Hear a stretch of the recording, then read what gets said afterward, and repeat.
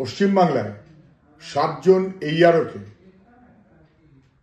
Suspend করলো নির্বাচন commission, action নিতে বলল।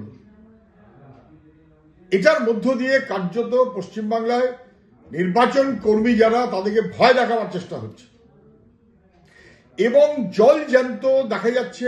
ARO-রা তো বলছে জল জ্যান্ত 2002 সালে ভোট দিয়েছে, তারপরও নির্বাচন কমিশনের কথা সেরকম কেটে দিতে হবে কেন?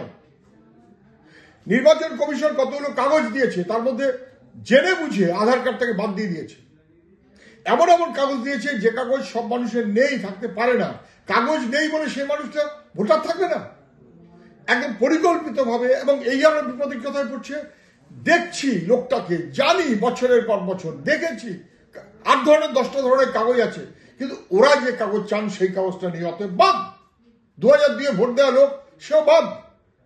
এবং এই অসভ্যতা নির্বাচন কমিশন করছে। আর সেই অসভ্যতায় যদি কারোর কোনো প্রশ্ন থাকে, কারোর কোনো কিন্তু থাকে, ওদের তাকে সাসপেন্ড করে দেবে।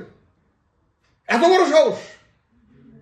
গোটা রাজ্যে এদিকে তৃণমূলের সরকার, ওদিকে বিজেপির সরকার, দুয়ে মিলিয়ে একটা এমন ব্যবস্থা করেছে যেখানে জবরদস্তি মানুষকে ভয় দেখানো। মানুষ বিএলআরও এইও একের পর এক, এ কখনো হতে পারে না। আমরা এই যাদের উপরে অ্যাকশন নেওয়া হচ্ছে, আমরা তাদের আপাতত তারা যদি বেঠিক কোনো কাজ না করে থাকেন পাশে থাকুন।